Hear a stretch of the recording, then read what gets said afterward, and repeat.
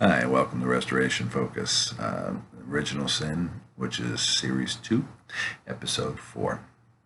We had just talked about the idea that the original sin very well could have been the idea of masturbation, because they were originally able to go to any tree in the garden, everything was great, but the minute they looked to the tree in the middle, which if they are trees, which we said it's possible, Mark 8:24, they saw men walking as trees. If they looked to the tree in the center of the garden, they looked to themselves and masturbated. And the first thing that happened after they committed the sin is they realized they were naked and covered themselves up. When God went to punish, he punished the woman's reproductive organ. It very well feels like that's where the sin came from. It came from there. But irregardless, let's say it wasn't. Let's say maybe it was just an apple or a fruit. Maybe it was just a test. Told them not to do it, and they did it anyway. Maybe they ate poison fruit and they died, and God had to resurrect them. And that didn't happen. But maybe he healed them some way. Maybe, they definitely did not die. The tow young that we saw in Genesis 2:17. That tow young indicates it had to happen that day, and the death that they experienced was a spiritual death. They died spiritually. Then God punished her reproductive organ and made her the wife to Adam. Adam names her Eve because we saw in Genesis 3:20 that she was the mother of all living. And all those people that are living are still sons of God. They were born before the fall. That the sin of Adam is not passed along to them because they were born before the sin of Adam. They're considered the sons of God, and we see them later on. When Noah's building his ark, it says the sons of God were still in the earth, but God was upset because the sons of God were marrying with the sons of man. In other words, the children of those before the fall were marrying with the dead people who are spiritually dead. And that's one of the reasons for the Great Flood. So let's talk a little bit about, and again, if you think that my explanation worked for original sin, I think it really is.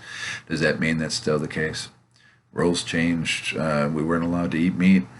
In the Old Testament, Leviticus tells us not to eat certain meat, and we see Peter getting a vision telling him to eat the meat, that law has changed.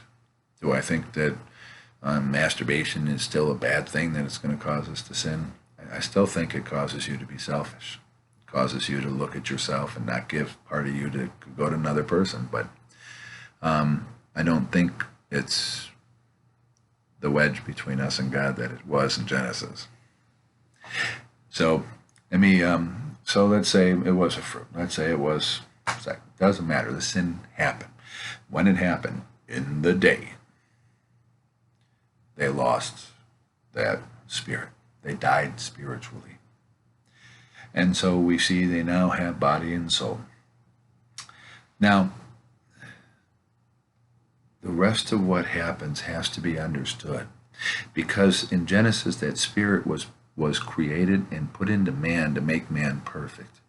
When man lost that spirit, we still had some sons of God, but when the flood happened, those sons of God were gone.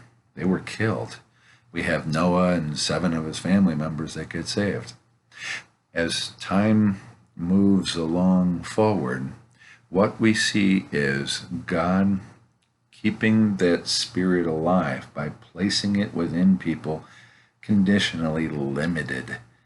It was in them a limited amount of time. They had what they called by measure. They had a measure. They were able to do a certain small portion of miracles because of that spirit within them. And so the spirit was in Adam. He lost it. His children before the fall had it, but they end up losing it in the flood. There's none of them left. All we have are sons of man, sons of Adam. And so the sons of man, sons of Adam come down the line, and we see the Spirit is in one, we see the Spirit in another, we see the Spirit in Samuel. Great example. And God tells him to put it in Saul. And he puts it in Saul. And then he tells Saul to do things, and Saul just doesn't want to listen. He wants to do his own thing. And so what does God do? He takes that spirit away from Saul and puts it into David. It was not permanent. It was temporary. It was not in them. It was upon them. In other words, it just was on them temporarily and left, like a bird on your shoulder, a butterfly on the shoulder. It wasn't something inside. It was just on you. And so the Spirit would come on him, let him do certain things, help him to understand God's will, help him to understand God's purpose, to write his word down, and then it would leave. We see Elijah and Elijah. And again, the great example with Samuel putting in Saul, taking away from Saul, giving it to David. And then after David, of course, it goes into Solomon, and it just keeps going along. We see the Spirit is in certain people all the way along until it gets to Jesus. Now, when it gets to Jesus, we're told that he was given the Spirit without measure. In other words, it wasn't just upon his shoulder where he could only do a certain amount of things. Instead, he was born again. There was a seed relationship. There was a spiritual seed placed inside him that made him perfect body, soul, and spirit. He went through, he preached the acceptable year of the Lord. And after that, when he died, he went as the high priest in the presence of God, presented his blood as the ultimate sacrifice. And when he did, he opened up the Holy Spirit for everybody. In the Old Testament, from Adam all the way through to Jesus, it was on one person by measure. That was it. God was very limited. When it was Jesus, he didn't give it to him by measure. He put it in him, made it part of him. And so he was body, soul, and spirit. He knew and walked with and talked with God. He was God's son. Then we see that when he died, because he sacrificed his life, he used his blood as a sacrifice, he paid the sin debt incurred from Adam and Eve. So going forward, the sons of Adam are now able to get that Spirit again. It's available. And the question is, how do you receive it? Is it a free gift? Is there something you have to do? You have to receive it. That's it. You have to accept it. If I'm sitting here offering a gift to you and I'm holding it out like this, if you don't want to take it from my hands and you turn and walk away, that's your choice. If you accept it and take it, that's your choice as well. It's there for anybody who wants it. God tells us, all who ask shall receive the Spirit. You want the Spirit? You ask for it, and you got it. Okay. Pretty simple. And once we get that Spirit going forward is inside of us permanently, just like it was inside of Christ. So when we receive it, it's not upon us, but we're born again. There's a seed inside of us where that baby spirit is growing and living inside of us and turning into a tree to bear spiritual fruit. And so it's the restoration of the garden where we get restoration focus.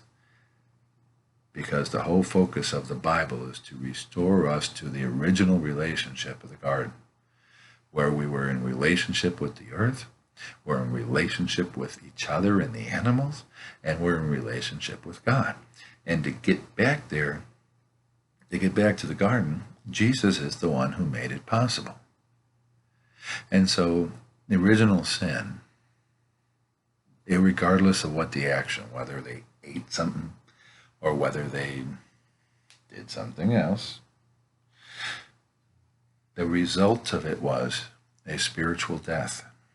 And going through life as a son of man, a body and soul son of man, as Christ used to tell the people, oh, you whited sepulchres. In other words, you walking graves. They were walking dead men. He called them walking dead men all the time, one of his favorite phrases. They're walking around dead to God because they don't have a spirit. And if they're not going to accept that spirit, They will always be dead to God, just like you and me. We now have it available through the finished work of Jesus Christ, but it's up to us to accept it. All we have to do is accept it. Once we got it, it's ours forever, ever, eternity. And that's the message of restoration. Understanding original sin, that the process of original sin dealt with the form made and created, formed of the dust of the ground, made a living soul, created a spirit in the image of God.